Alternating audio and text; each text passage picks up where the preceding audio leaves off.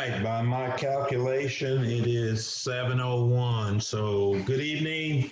Welcome everyone to Minority Real Estate Millionaires. I am your host, Mr. Ray, and I am here to share with you golden nuggets on how you too can become a minority real estate millionaire. Now, as I said before, we're not limiting it just to minorities, but we are focusing on helping our minorities communities um, to become more aware of the opportunities that's out there for investing in real estate. So I'm just the messenger, right? I'm just here to share and to bring a few people along with me. My mandate, I am under divine mandate. Go therefore and make disciples, teaching them is what he told me. Teach them. What do you want me to teach them, Lord? Teach them how to manage their money. Teach them how to invest in real estate. Teach them how to be nice and kind and generous. Teach them how to leave a legacy. So I am here to bring the gospel full-fledged, baby. We're coming from a Bible basis here in this podcast. So if you are easily offended because I quote a few scriptures every now and then, this might not be the place for you, because I love the Lord. He heard my cry, and one day he saved me and brought me up out of the murky clay, and here I am today. Look at me today, all because the Lord and his mercy and his grace had mercy. Well, I'm going to tell it. I'm going to tell it from the highest mountains, from the lowest low. If you want to know, and if you don't want to know, I'm going to tell it. That's my public service announcement for today. Let's go ahead and get this party started. I am so excited about this new series. This is the Foundation series. And so I've been at this probably around 4 months now. So the initial class that I had about 35 that started off with me in the class back in April. Here we are today. Here we are, October. And man, I tell you what, it's been a good journey, and I'm just happy to be able to share with you guys. So let's go ahead and get this party started. So ground rules. Again, we're going to make sure everybody stays muted during the call. If you got any questions or comments, please ask those as we go along. And what I would try to do is make sure if you type it in as we going along, when we get to the end of the session, I'm going to go back and try to answer those. A lot of times, the answer is provided from the other members that are participating in the call. So a lot of times, Johnny Whitfield, he's here on the call, and he'll help jump in there. So make sure you ask your questions as we go along. And I may stop after 4 or 5 slides and just give you an opportunity to ask some questions, and maybe that'll work. We'll see. Sometimes when I get going, I don't want to stop. So sometimes I want to get through the whole presentation. As always, I do need your feedback, right? The only way I'm going to get better is that you give me the feedback. So our agenda for today, we're going to talk about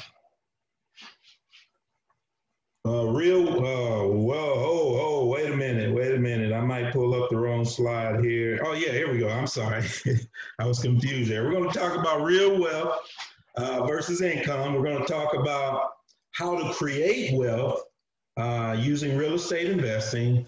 And I'm going to make my case for why real estate is the best investment vehicle that will allow you to create more wealth for you and your family. And then I'm going to make my case for why you should be with me here in Minority Real Estate Millionaires and what I can help you to accomplish. So some of you are new. So this is the Foundation series. So the Foundation series, we completed our first Foundation series a couple of weeks ago. So now this is my second time around, so hopefully I'm going to be better this time around, right? So, but some of you don't know me. All you know is Mr. Ray. He know a little bit about real estate, but you don't know my background. So I'm going to give you a little bit of my background, my hometown from Indianapolis, Indiana. Shout out to Naptown, baby.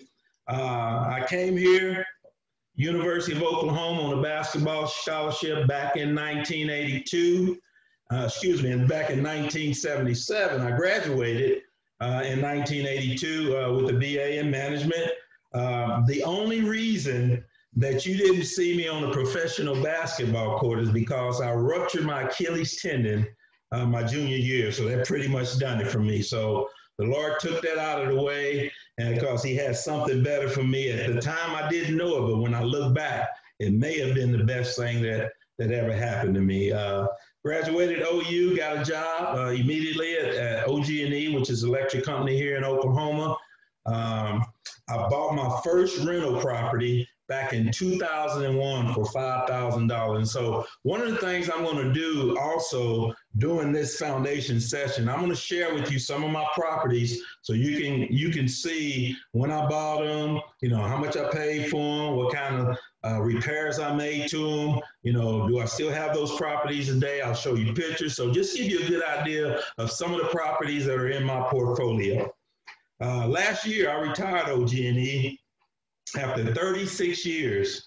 And it was a good 36 years, but I learned something during that 36 years. I learned that OG&E was not going to be able to provide for me the retirement that I needed. Even after working there 36 years, even after making a very, very good wage, I knew that that was not going to be enough for me to retire and do the things that I wanted to do. So I'm going to be sharing with you guys my formula and when my mind clicked and I had to start doing something different. So today I'm a full-time real estate investor, baby. I'm at this full-time all day, every day, and I love it. And so I had this idea, I could just be going out doing what I do, buying and selling real estate and not worry about any of this and not be sharing this information with you. But it's important to me that I leave a legacy. And my legacy is going to be the ladies and gentlemen that are on this call that are going to take the recipe that I'm giving you. You're going to put it in the oven, you're going to cook it, it's going to come out smelling good, and we're going to be making that money, baby. That's what it's all about. I'm here to help and to serve you. You say, but Mr. Ray, you charging me $30. Well, that's just a nominal fee, right? That's just to make sure that you have something invested. I told my wife, I said, when I left OG&E, I was making $200 an hour. So that's my standard. I don't really do anything about telling my baby, I don't get up out of bed unless it's $200 an hour, baby. But I'm doing this out of the kindness of my heart because I know the return is going to be outstanding. And if I just let you guys in on just a little bit of what I learned, I always tell them, I wish I had somebody like me when I started this, right? I wish I had somebody that could come along and tell me all the pitfalls, all the things I should avoid before I got it. But I had to learn it on my own. But that's all well and fine. I learned it. I figured it out. But now I'm here to help you along your journey, how you can become a minority millionaire real estate investor. So today I own about 25 properties, about $1 million in property value. And I love it. I mean, this is what I do, baby. I love real estate, and I get a chance to share the things that I've learned with you that are on this phone today. Oh, look at that. There he is. Boy, that boy can get up back in the day. Some of y'all didn't believe, so I had to break out the picture on you, show you old school. I used to get it in, baby. I used to get it in. Look at that, had the real fro and everything. Don't look at my stats down there. They were off the chain. But I mean, that was who I was. Basketball was gonna be my ticket out of the hood, baby. My mama and my daddy, they didn't have any more than a 6th grade education, right? I didn't have a chance to get out of the hood. And I saw basketball as my way out, and I took it. And here I am. University of Oklahoma gave me the opportunity. Again, I was injured, but I was able to take that competitive spirit. I was able to use my degree to get me a good job. And at the end of the day, here I am, a full-time real estate agent. I'm going to tell you more about this story, why I made the change in the real estate. But now we got to get into the meat of the matter, and let's talk about this real estate. So first I want to start off with, everybody talks about the American dream. Oh, the American dream. But I don't know if we're living the American dream or we living the American nightmare. You know, most of you all are on what we call the 40-40-40 plan, right? You didn't know you were on the 40-40-40 plan? Yeah, you're on the 40-40-40 plan. You know what the 40-40-40 plan is? You're going to work 40 hours a week for 40 years, and then they're going to expect you to live on 40% of what you earn. That's the 40-40 plan, baby. And I was signed up for it, and I was doing good. I was rocking along. After about 25 years, I figured the 40-40 plan wasn't for me, and I had to figure out something else because there was no way I was going to be able to live on 40% of what I earn. You say, well, Ray, I got 401k, I got all this. I'm telling you, at the end of the day, when you look at what you expected to achieve as far as earnings and what money you'll have in the bank, when you retire, I don't know, some of you maybe 20 years, 30 years, at the end of the day, if you say, well, all I need is $1 million, well, $1 million a day is not going to be worth $1 million 20 years from now. It's going to be significantly different. So I got a lot to say about that, but I'm telling you, if you think that you're going to be able to retire comfortably on just what you're making, maybe you should add in Social Security and all that other stuff, but at the end of the day, you're going to need to supplement your retirement because I'm telling you today, and I got the statistics to back it up, 60% of the people in the United States today don't have $10,000 in the bank. Well, how do I know that? Look what happened through COVID-19. People were losing, I mean, they couldn't even pay their rent. Most people are one paycheck away from being destitute. They can't even handle a little emergency, but I'm going off. I digress. All I got to do is tell you here today, the 40-40 plan is not going to work for you. I got another way. Now, I'm not saying real estate is the only way, but I'm saying real estate is one way that you can get out of the American nightmare and be part of the American dream. So, Mr. Ray, is this a get rich quick scheme? No, I'm going to tell you straight up, right up front. You're in the wrong place. You think you're going to come in here and you're going to get all these properties. I'm going to help you earn $100,000 in 30 days. You're going to be able to quit your job next week. You're going to be out here buying properties with no down payment. That is not going to happen. That is not true. What I'm going to be teaching you is how to make residual passive income using real estate as that vehicle. That's what I'm going to be teaching you. There's a lot of people out here selling a lot of books, selling a lot of consulting, a lot of programs, and they charging people. I know of people that have paid $10,000 and $20,000 to buy what I'm teaching you guys, and they don't even go into the detail that I'm going to be teaching. But I'm just saying this is not a get rich quick scheme. But what you will learn if you stay with me. If you put in place the process that I'm talking about, I'm telling you, you too can be a millionaire. I'm here today. I'm a first generation millionaire. Came from a neighborhood where I was the first one to go to college, first one in my whole family to go to college. And look at me now. I mean, you say, well, we don't know nothing about you. Well, I'm going to tell you. I am set because I decided 10, 15 years ago that I was not going to be relying upon OG&E. I went as high as I could get in that company, and I was determined, well, they weren't going to let me go any higher, and I'm going to take this money. I need to invest in something else so that I can put me and my family in a good position. So I'm going to tell you how you can start investing today that maybe one day you can quit your job, but not today.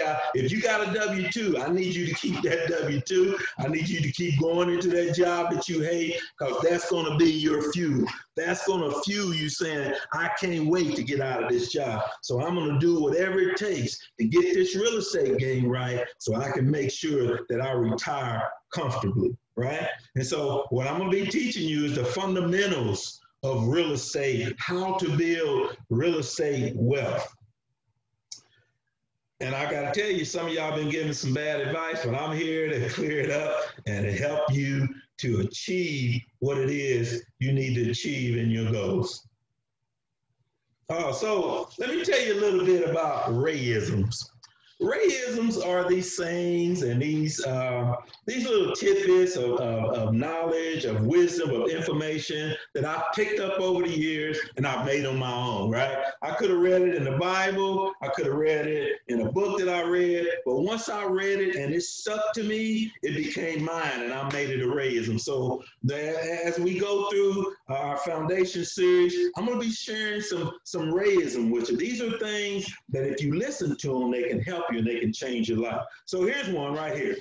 Money's not the most important thing, but it's right up there with oxygen, baby. You need money to live. You need money to do things. You need money so you can have food and clothing, so you can have a house over your head. It's not the most important thing, but you need it, right? I always tell people money is what it does. It greases your life. It makes it easy. It makes it moist. It makes it easy, right? If you don't have money, you have problems, right? Now, I heard one of the rappers say, more money, more problems. Well, I'll go ahead and take the more money, baby, and give me some more problems. But really what I'm saying here is people get caught up on your view of money is going to dictate how successful you are. If you view money as a vehicle to get to an end, that's what you should do. Don't just get money to have money. So look at me, I'm flossing, I'm driving the nicest car, I'm living in the biggest house. Yeah, you can do that. But most people, to me, that shows immaturity, right? You use your money to help your family and to help others. That's what we are about here. So that's my Rayism right there. We'll have some more. So what you go, Ray? What you trying to do, baby? I'm trying to make 10 millionaires in the next 10 years. That is my goal. The question is, are you going to be one of them? I told you I started with 35. I started this program for free. I went for 4 months. I say, look, I ain't going to charge you guys anything. I'm going to give you this foundation series, but now we're getting to the point, we're getting ready to take it to the next level. So there are people on this phone today that are in the next 10 years, I'm going to be able to stand you up and say, look at there, there's one of them right there. Oh, there's another one over there. I'm going to line me up some millions. Some people are going to catch the fever. They're going to get excited just the way that I did back in 2001, when I bought my first house. I was eating, breathing, and sleeping real estate. I couldn't get enough of it because I know finally I had found the thing that was going to make a difference in my life. So 10 millionaires in the next 10 years, that's my mandate. I got one already, Johnny Whitfield. I introduced him to the millionaire concept about 5 years ago. He's taking this thing, he's running with it, baby. So every now and then you're going to be hearing from Mr. Whitfield because he has taken the formula that I gave him and he bloated up and took it to a whole nother level. So that's what I'm going to do. There's some people on this phone today. You're going to exceed and do more than I ever thought I could do. I'm just here to plant the seed, baby, to get you started. Here's a Rayism. If you help enough people make money, you're always going to make money. I mean, don't get caught up on you making all the money. Help other people make money, and that's what I want to do. I want to help you to make money. If you'll listen to the things that I've said, if you'll ask questions, if you'll implement, if you'll read, if you'll educate yourself, you too can make money and your life will be easy. Then you won't have to worry about how am I going to pay the bills? Because is the company going to fire me? No, because you know that you already have set yourself up to be successful because you now have assets in your quiver that you can use that will pay you money. Another Rayism, got to throw it in. You heard it said, money is the root of all evil. That's not what it say, baby. I need you to read the Bible. I need you to read the word that makes a difference. It says the love of money.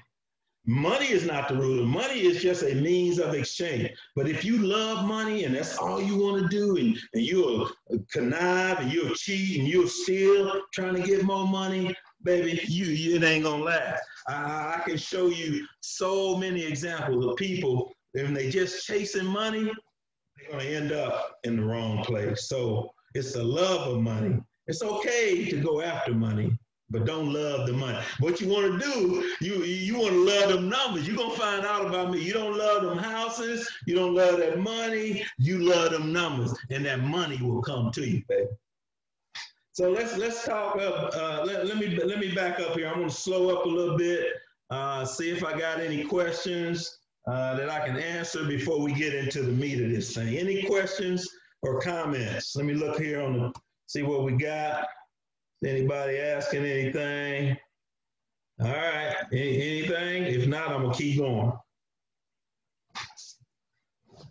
All right, baby, let's talk about financial independence. What is financial independence? And so it depends on who you ask. You can Google it, you look it up. But here's what I came up with. For me, this is what financial independence is for me. It means that I have the ability to live off the income that I'm generating from my investments, and my investments being my real estate.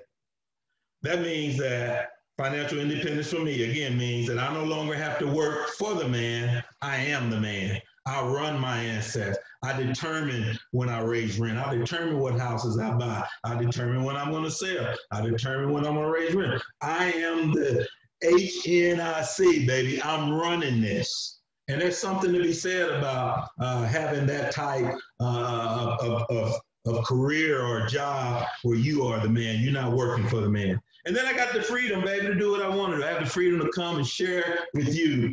You know, it takes time to put this stuff together, but you know what? It's a labor of love. I love what I'm doing.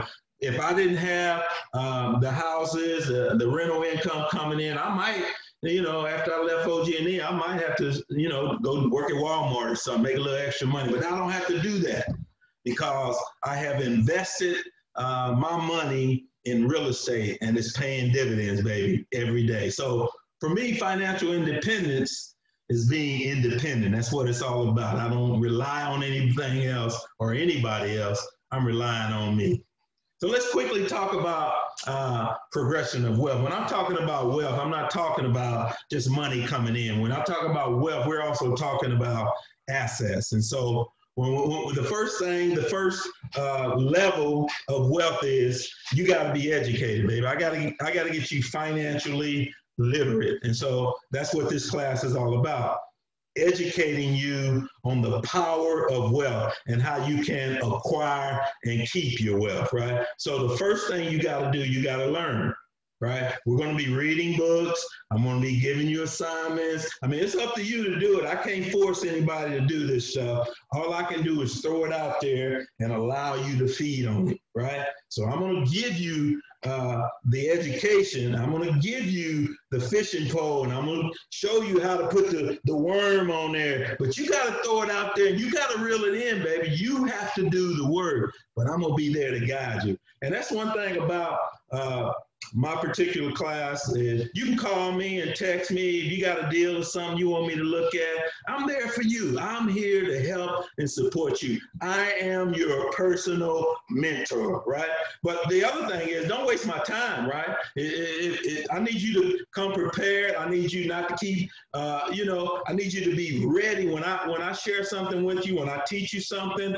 And then if you come back and ask me about that again, I'm going to say, well, I already taught you that. Right? And so don't get offended. Don't get offended because I'm going to say I need you to make sure that you're using my time wisely, right? So it's okay to call me, text me, ask questions, things like that, but also make sure that you're doing the work, that you're putting in the work and reading and doing the things that I'm asking you to do. After wealth education, now, baby, it's time to get out there and start acquiring some assets. And I'm going to show you how to do that. So there should be a phase in your life where all you're doing is buying property, right? Every dime that you got, every dime that you can save, you ought to be putting it in to buying properties. You ought to be using the bank's money, because that's the great thing about real estate. You can use the bank's money. You can put up 20% of your money and they'll give you the other 80%. There's no other asset anywhere that anybody is doing that. So we're going to talk about how do you accumulate the wealth. And then once you got the wealth, I got to show you how to protect that wealth, how you can keep that wealth, that it just don't run through your hands. Have you ever seen any of these pro players? I mean, they get all this money, even I mean, just actresses, actors, they'll get $1 billion, almost $1 million in what? In 2 weeks, 2 months, 2 years, they're broke. How does that happen? Because they never changed their mentality. They still had the poor mentality. They never understood how to protect their wealth. And why didn't they? Because nobody ever taught. They only knew what they knew. And there are some things, some people out there today, you don't know what you don't know, right? And so I'm here to help you. Now, I don't know everything. My wife, sometimes she'll call me Mr. Know-It-All, but, you know, I do know a few things, and I'm willing to share those things with you. But you have to be able to get in there and learn that yourself. And then at the end of the day, my goal is you're going to have so much money, you're going to start giving it away. Isn't that nice? I'm making all this money. Now I get to give some of it away. But wealth distribution is not only about how you give it away, it's about how you pass it down to your heirs and how you make sure that you keep that wealth in the family. Are you a millionaire? You know, everybody talking about millionaire. I want to be a millionaire. I want to be a millionaire. Well, that's nice to want to be a millionaire, but when we talk about a millionaire, what is a millionaire? Okay, so let's assume I make $1 million and I spend $1 million. Am I a millionaire? No, I'm broke. So if you make $1 million every year and you spend that same $1 million, you ain't no millionaire. You broke, right? What if I make $1 million and say, let's say I only spend 500,000 of it, right? Then I got 500,000 net worth. Now I'm a half a millionaire. But if I make a millionaire, if I make $1 million and I still have $1 million in net assets, when it's all said and done, that's a true millionaire. And that's what I'm looking to make, baby. So we talked about accumulating the wealth. We talked about protecting the wealth. And we now found out that you may or may not be a millionaire, right?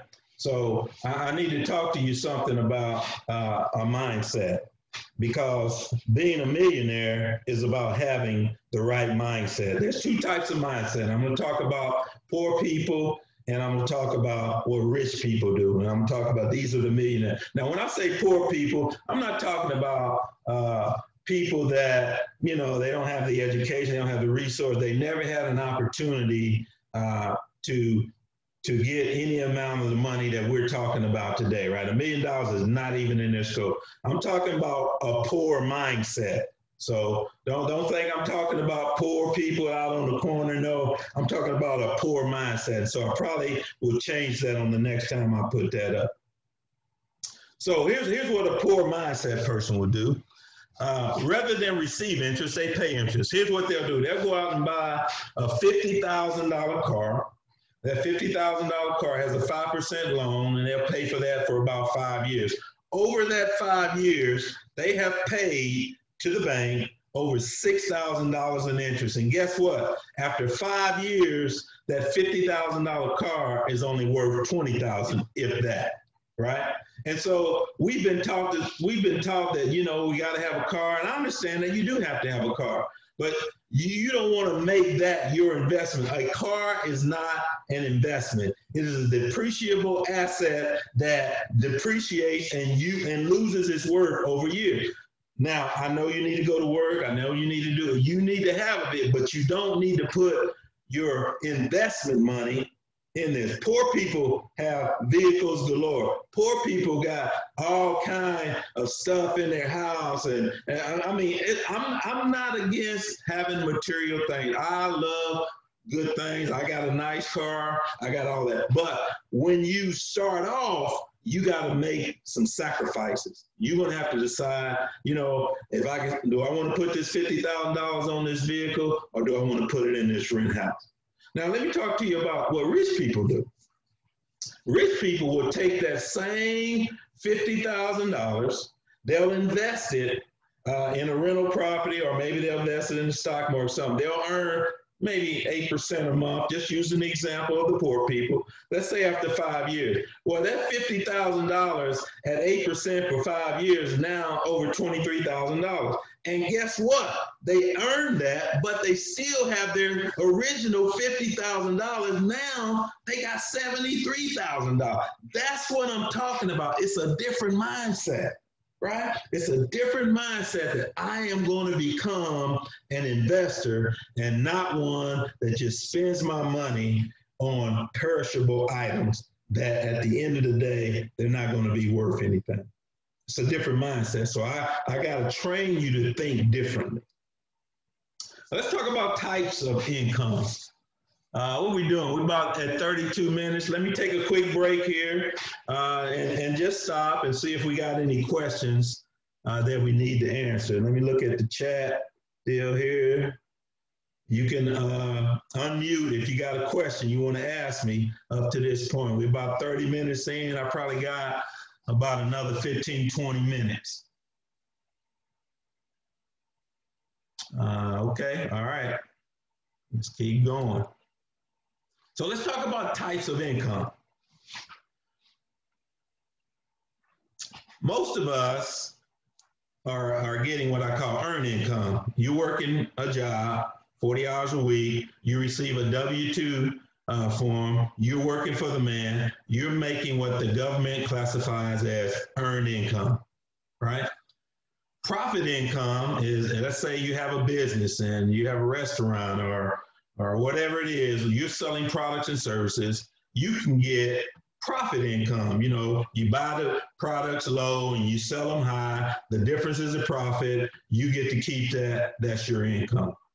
There's interest income. There's income that you get from certificates of deposit. If you go down to the bank say, give me your $100,000, Mr. Ray, and we'll pay you 1% interest on that over the next 2 to 4 years. And I look at them like, really?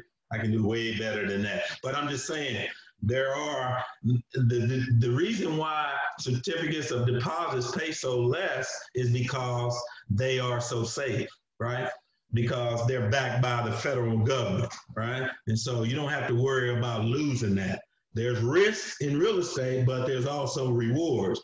There's not much risk here, but it is very, very little that's paid on that interest. Then there's dividend income. If you own shares of stock, some companies will pay out part of their profits back out to you in the form of dividend income. There's passive income, and that's the stuff that we're going to be talking about. This is the holy grail right here. Income received monthly from money that you have invested. So it's like monies are soldiers. You're taking these soldiers and you're sending those soldiers out there, and they're making more soldiers for you. And so your goal is to get as many soldiers as you can out there working for you, so that you can keep bringing in that passive income. There's capital gains income. Let's say if you have an asset, in fact, real estate is like that. Real estate is an asset. If you sell it for more than what you pay for it, then you have capital gains income. There's royalty income that you get there. Let's say you got an idea and they pay you royalties. Music industries, they get paid royalty. So that's a different type of income. I always say residual passive income is the gift that keeps on giving, baby. It's the goose that keeps laying those golden eggs. It's making money while you sleep, baby. That is the key. That's where you want to be. You want to be making money when you sleep. And real estate is one of the mechanisms that I found that allow me to be able to do that. So what happened when you got the money? Okay, you got all that income coming in. How are you storing your money? Well, there are several types of money. And I like to call the first type is dead money. This is money that's just sitting around in your checking account, your saving account. Maybe you got it under the pillow. My Aunt May used to keep hers buried out in the yard, right? Ain't nobody gonna get my money. I'm gonna keep it right here in the dirt where I know where it is. Nobody, that's dead money. It ain't making you no money. It's just sitting there, right? And then there's safe money. We talked about certificates of deposit. There's money market fund. Most of these only pay you 1%. If you find a certificate of deposit or money market paying more than 1%, I need you to let me know, because most of them don't. But it's safe money. This is money that you're going to put somewhere that you can get to it if you need to. Even on certificates of deposit, they make you keep it in there for a year or two, and they'll give you an early withdrawal penalty. I'm like, really, on my own money? But it's safe money. It's backed by the federal government, and you don't have to worry about, if you can't get this money, then we're in real trouble, right? And then there's healthy money. This is money that you can invest in the stock market and your 401k. You can buy bonds sometimes that earn 6 to 8%. So this is money that you're earning at least maybe 6 or 8% from, right? It's healthy money. It's not dead. It's not safe, because there is some risk in the stock market, some risk in the 401k. The companies can go bad and not pay the bond. So there's some risk, but they're willing to pay you for that risk. And then there's what I call wealthy money, baby.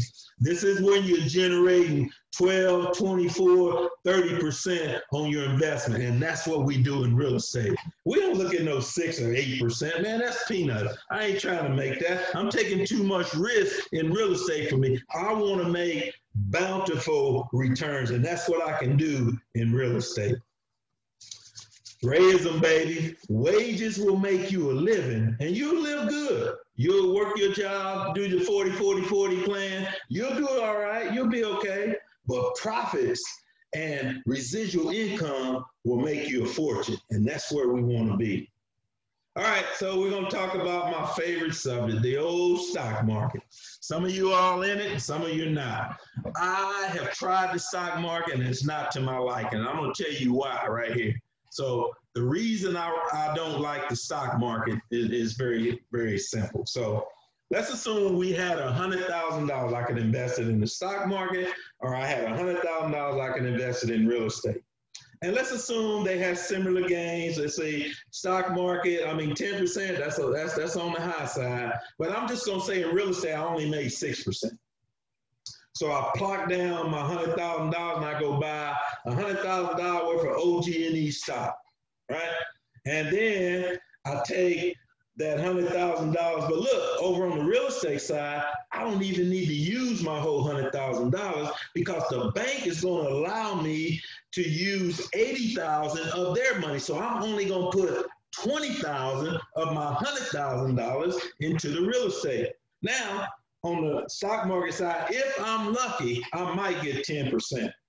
On the real estate side, on that $20,000, I'm at least going to make 30% or more. And then look at the stock market. I can't control that stock, right? And they could have, the company could blow up, the management could be crooks, they could steal all my money, I don't know. In real estate, I control the asset. It's mine. I can put my hand on it. I can touch it. It's mine. That's the difference for me between the real estate and the stock market. Now, I do have some stuff in the stock market. I do. But the majority of my income, the majority of my assets are all real estate related. Rayism. 90% of all millionaires invest in real estate. That should tell you something right there. 90% of all, even if they didn't start in real estate, when they make money, what do? They buy real estate. They buy these big, beautiful homes. They buy these second homes. They buy commercial buildings, because real estate is one of those things that everybody needs. Everybody needs it. If you want to be one of those millionaires, then you better figure out how to do real estate. This is my favorite part. I know I'm talking to a lot of renters out there today, and y'all are making landlords like me millionaires. But that's okay. I love you. I love you. It kind of goes something like this. So usually I will go and I will find my house and I'll get it all fixed up, and I'll invite a prospective renter to come over and view my property. And as they're looking at the property, oh yeah, it looks nice. Got 3 bed, 2 bath, 2 car. It's got central heating there. It's prime. It's a nice property. And then so I say, okay, Mr. Renter, I would like for you to do something for me, if you didn't mind. Would you mind paying my principal and interest on this property? Because I have a loan on it. The bank gave me. It's a $100,000 house, but the bank loaned me $80,000, and I need to pay them back over the next 20, 15 years as principal and interest. Could you do that for me? And they say, yes. Is it part of the rent payment? I say, yeah, it's part of the rent payment. And they say, okay, we'll do that. And I say, you know what? Also, there's taxes that the state government, they require me to pay on this property, and I need to see if you can help me with that. Do you think you can do that? They say, is it part of the rent? I say, yeah, it's part of the rent. Yeah, we'll do that. Also, there's insurance, in case you do something and burn this property down. Is there a way that you could help pay my monthly premium on that property? And they say, is it part of the rent? I say, yeah, it's part of the rent. Don't worry about it. It's all in there. And then I say, well, there's a couple more things. Every now and then you're going to break something on this property, and I'm going to have to come over and fix it. And I need to put in something every month so I can have a reserve, so when you break something, that you can fix it for me. Would you do that? And they say, yeah, it's part of the rent. Yeah, do that. And they say, oh, okay, we can do that. And then I'm saying, after a year or two, you may decide you want to move out of this property. So there's a vacancy rate that I need for you to pay me every month, just when you move out, so I can have that, so I can get the property fixed back up, and I can do all the good things I need to do. Can you do that for me? They say, is it in the rent? And I say, yeah, it's in the part of the rent. $900 is in that rent. And they say, okay, is that all? I said, no, there's one more thing. I'm going to need I need to make at least $200 a month over and above property, taxes, insurance, principal, and all that. I need an extra $200 I can put in my family for me, so we can have, some money that I can take them on vacation. I can feed them and things. Could you do that? They say, now, is that in the rent too? I say, yeah, that's in it. Then we'll pay it. That's what I do all day, every day. The renters are making me a millionaire. Think about that. The tenants are paying all your bills. They're paying your mortgage payment. They're paying your taxes and insurance. They're paying your maintenance expenses. They're paying for vacancy, and they're paying you a net cash flow. Who does that? Sign me up. I want some of that. Oh, the old landlord. You're dirty landlords. You're out there just taking all the money, right? Not only is the tenant paying all that for you, look what else the landlord's getting. He's getting equity in that loan paid down by who? None other than the tenant. Oh, what about the property? We know that property values go up yearly. Who gets to keep that? The landlord. Will you share that with the tenant? Of course not. What about leveraging the bank? The bank is willing to give me 80% of whatever the value of that property is. All I got to do is put in my little 20%. Wow, what a deal. And then I'm receiving 100% of the tax deductions on that property. That means everything every dime, penny, maintenance expenses, everything I get to write off on my taxes, dollar for dollar. And then guess what? I get to put some money in my pocket on my net cash flow. What a deal. Who wouldn't want to do that? Huh? When I first saw this formula, I didn't know what to think. I mean, they do that? Sign me up, baby. I'm there. Sign me up for the Minority Real Estate Millionaires. I'm there. But why, Mr. Ray? Why are you focused on single family properties? I'm gonna speed up here because I'm about at 45 minutes. I know I'm going a little bit long, but I'm making my case here. Single family homes are solid assets. I can touch them. I can feel them. They're mine. They're out there. Everybody needs one. Guess what happened during the COVID? Everybody figured out the home is a very important place, isn't it? Huh? You better have you somewhere you can call your home so you can get away from this virus. They're everywhere. Everybody needs a house. Financing is easy for the most part. If you got good credit, you can finance single family home. There's money, cash flow, appreciation, tax advantage, and good tenants continue to pay that mortgage for me. I love it. Rayism, happiness and fulfillment are the real goals, and money is simply the lubricant. Ooh, I love that word. The lubricant to achieving them. I got to get on here. I'm running out of time, but I want to allow some time for you guys to ask me some questions. So there's a lot of real estate strategy, and I'm going to be talking about them.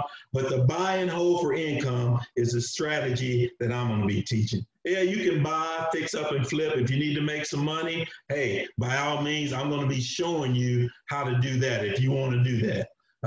You can become a wholesaler where you buy low and sell high, right? You can become a real estate. In fact, my baby, Lila B, just became a real estate agent at my urge. And I've been dragging her along, screaming and kissing, but she finally got it. And she's finally finna figure out, hey, she sold her first home here the other day. And when she got that big $5,000 check, she was smiling from ear to ear. I'm telling you, there's money to be made all different kind of ways in real estate.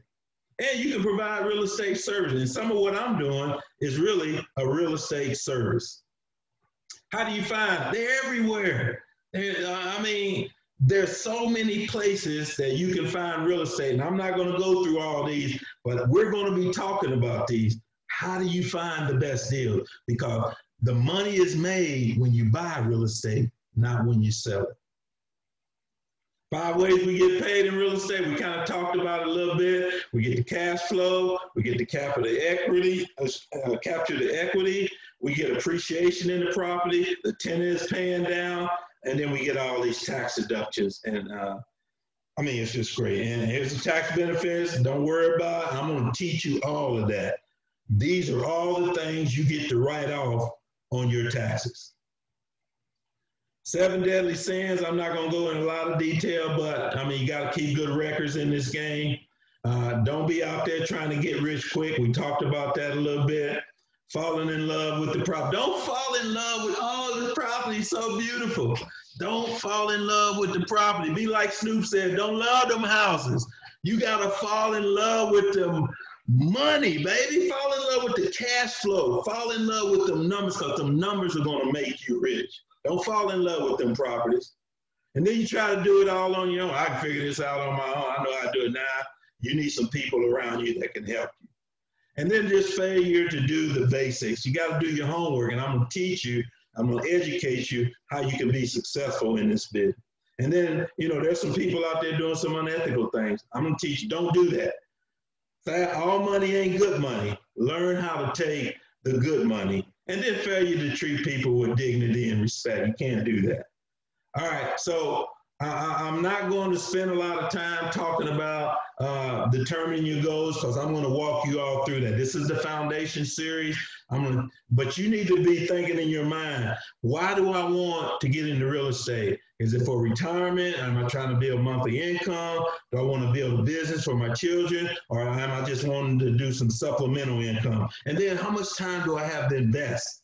And do I want to quit my job at some point? You got to start thinking about those things, but I'm going to help you think about all those things.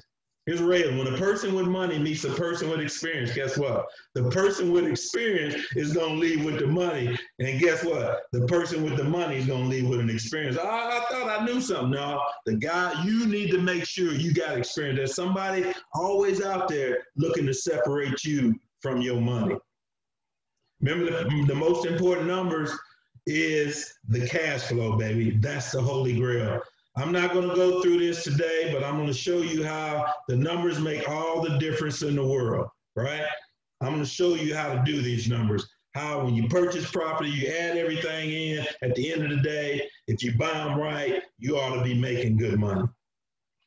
And I am a proponent of what I call the BRRRR strategy, right? The BRRRR strategy is simply this. You buy single family homes at a discount, and I try to get at least 20% of the after repair value or the market value or the total fix-up value, right? You want to buy them at that price. And then you want to rehab the property, bring that property up, because if you get 20%, if you buy it at 20% discount, it's going to need some work. So you put some work into it, and you get it up to at least 75% of the after repair value. And then you rent that bad baby out for a minimum of what I say. I like to use $200 as my threshold. I want to, after the tenant pays all my bills, I still want to have $200 in my pocket. my pocket. Now, that may be high for you. You may decide, hey, I can do it 100. But for me, at the stage I am in my life, in my investment career in real estate, I shoot for 200 as my minimum. And then I turn around and refinance that property. Now, I didn't tell you I bought that property for cash, right? That's where you're getting the best deals when you buy it for cash. Then I'm gonna turn around and refi, take that 75% that I have in the property back out, and then I'm gonna take that same money and I'm gonna do it. And don't worry about if you don't understand the strategy. I'm gonna take you through it step by step, baby. There's only one way to avoid criticism. Do nothing, say nothing, and be nothing. You got to worry about it. Nobody's going to criticize. But when you get out there and start making things happen, people are going to criticize it. Your family going to say, you crazy trying to get into real estate. You don't know nothing about no real estate. You need to just go back home and go to work and do what you're supposed to do. Don't listen to that. I got another way for you. And so here we are, baby. We started the class. Today is our first class. We have 8 modules that we're going to be going through. We're going to do this every Monday at 7 p.m. The foundations class. I'm also going to be running another concurrent class on Thursday for my advanced members. Some of the advanced members are on the phone today. When you're an advanced member, you get to participate also in the foundations class. A lot of the advanced members already been through the foundations, but they want to go back through because I'm going to do it a little bit different, so they're going to be able to pick up a few more things.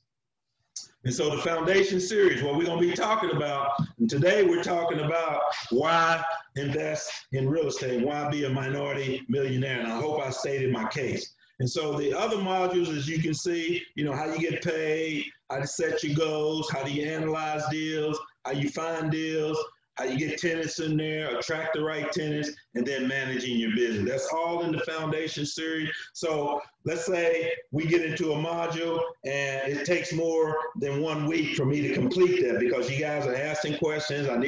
We'll take however long it takes to get through that module, right? So a module does not equal a week. We're gonna make sure that you understand the foundations of that module before we move on to the next one.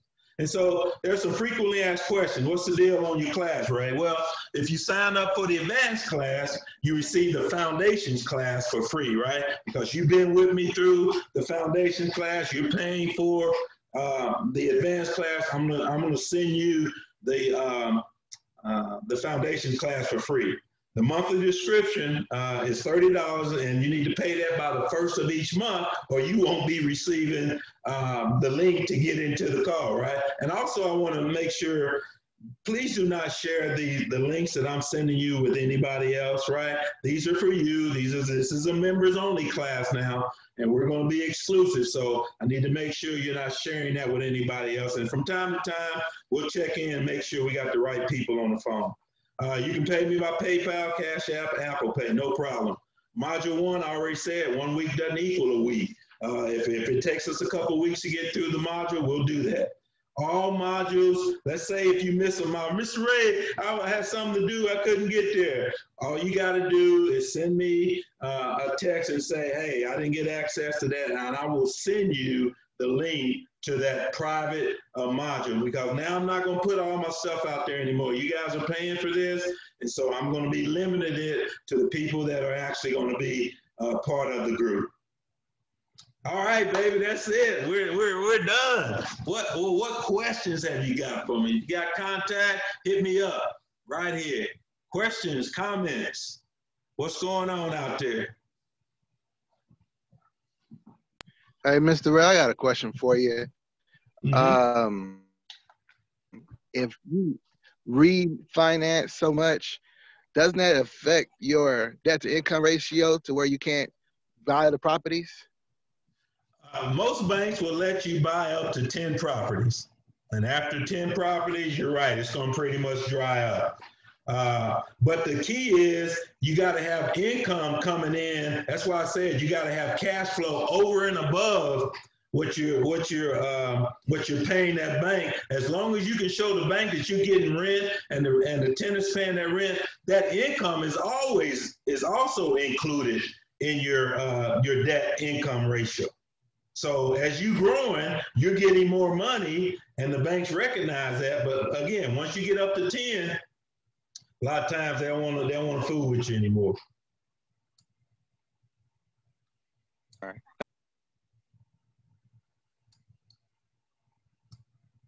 Any other questions?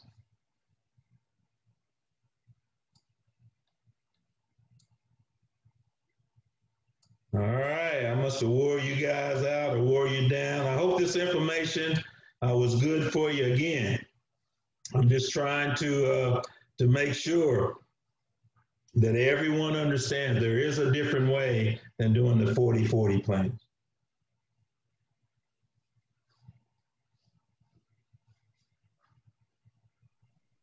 All right, there was a one question that was sent to me privately. It says, how financially secure should someone be prior to purchasing their first property? One of the things I'm going to teach you guys is it's monumental that you get your financial house in order. That means you got to get out of these credit card payments that you're paying. You got to start saving money so that when it's time for you to start buying property, you're ready. The first thing I always tell people to do before you even think about buying rental property, you need to have 3 months worth of bills. That is your current budget. If your current budget is you spending $1,000 a month on your current budget, you need to have $3,000 put over an account somewhere. That's what I call reserves, right? And so you don't even want to start thinking about getting into this real estate game until you get your financial house. Now, even when you get ready to buy your first house, you need to make sure that that property, if that property rents for $1,000 a month, you need to put another $3,000 in an account somewhere as a reserve. So that's the money that you're going to have in case something happens. I really like 6 months of reserve, but at a minimum, I'm teaching at least 3 months in reserve you need to have in your pocket. So I would say spend time getting your house in order, spend time being educated, understand everything you can about real estate, save as much money as you can, and then you're ready to go. So you say, well, how much money do I need? Well, it depends on what type of properties that you want to buy. You want to buy Class A, Class B, Class B, Class C property. You know, Class C properties are a lot cheaper, $40,000, $50,000 homes, but they a lot more maintenance on them. Class B properties, $100,000 or so. Then, it just depends. So I can't say how much you need. For me, I would say at a minimum, let's say you wanted to come in, Ray, I want to get a house, about $80,000, $90,000, right? Well, then you need to have at least your 3 months reserved for your personal house, put that away, and then you need to have 3 months reserved for this house that you look to rebuy, put that away. And on top of that, you need to have the 20% down payment plus the closing costs and all that. So let's say $80,000, $90,000 house, what's that? You need to have about $10,000, $10,000, $15,000 ready to go, right? It takes money to get in this game. There are no down payment houses. And now I'm going to show you some tricks. I'm going to show you how to house hack. That is, you can buy a duplex, you live on one side for a year, and you let the tenant pay your bills for a year, then you lease that out and you go do it again, house hacking. So there's some ways that you can get in cheaper, but you're still going to have some money to put down to even get that done. I went a little bit long on that, but I hope that helps.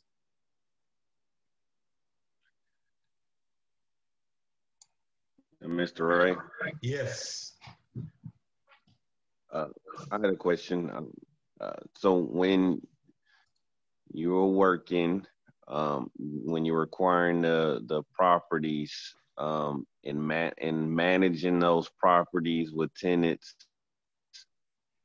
and just keeping the upkeep on them, how was it difficult for you to keep your job and still manage those properties, and just what was a little bit of what your insight is to how to manage those while still working a 9-to-5 job?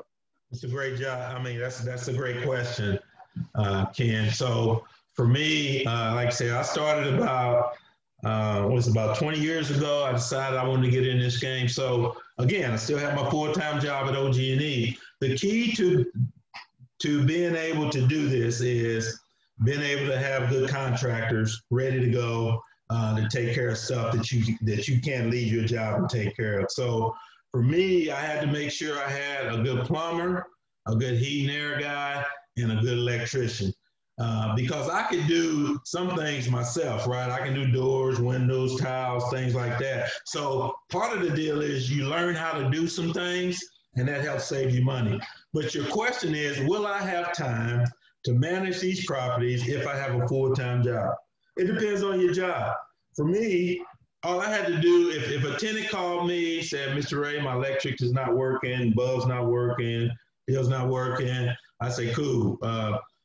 I'll have somebody come out there and check it. I would immediately send a text or call my electrician, hey, go out there and check that out. And then, take care of it. If it's over a certain amount, let me know. Otherwise, fix it, send me a bill, be done. So it's a matter of making sure that you got to have good contractors. And that's a big piece of this business. Having good contractors, taking care of those contractors so that you don't have to spend all your time running over there, making repairs and things like that. That's the piece of the business that you got to get right, managing the business, but you can do it. For the last 10 years at OG&E, I had 20 properties. I managed those properties all myself the last 10 years I was at OG&E. So it can be done, but you got to know how to do it, and I'm going to teach you how to do that. Okay, thank you.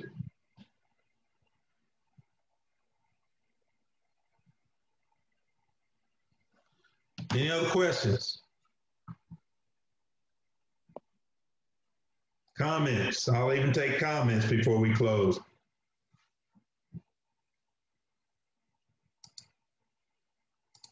All right, I think I wore you guys out. Hey, this was the initial number one day of module one of our foundations class. I will be back on Thursday for those of you all that are signed up for the advanced class, and we're going to kick that thing. And one of the things I'm going to be doing in my advanced classes, we're going to do more on-the-job training, I say. I'm going to be taking you guys through various sites where I go and look for properties. In fact, when the June sale comes up for the Oklahoma County June sale, I'm going to get you guys ready for that sale.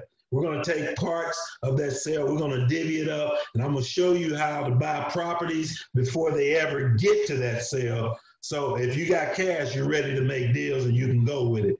And so that's just some of the things I'm going to do. Now, in the past, we went out, we did some field trips. You guys came by some of my houses, saw me fix them up. We're going to be continue to do some of those things as COVID allows us to, right? We might be in for another series when it comes to this virus. So I don't know what it's going to do, but this format that we're doing on Zoom is perfect, because we can get all our information here. We're socially distanced. We don't have to wear our masks. We're good to go, baby. So the advanced class, again, I'm really excited about that, because we're going to take that thing to a whole nother level. So Thursday, 7 o'clock, those of you signed up for the advanced, baby, we're going to be ready to go. Whitfield, you got anything before we go, baby? No, it's been great, Ray. Appreciate you sharing all your knowledge. All right. All right, ladies and gentlemen, that's going to end our first session of the foundations class. I'll see those of you all that are going on with me for the advanced class on Thursday. The other foundation class we'll be having is next Monday at 7 o'clock. We'll see you there. Everybody have a great day. All right, thank you.